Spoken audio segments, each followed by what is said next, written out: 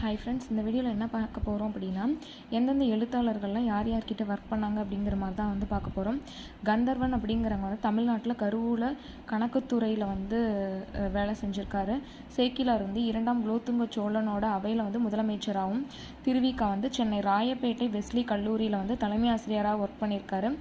அதுக்கப்புறம் மகாவித்வான் மீனாட்சி சுந்தரனார் வந்து ஆதீன வித்துவானில் வந்து ஆதீன வித்துவானா திருவாடுதுறையில் வந்து இருந்திருக்காரு. நாமக்கல் கவிஞர் வே ராமலிங்கனார் தமிழ்நாட்டின் முதல் அரசவை கவிஞராக இருந்திருக்காரு.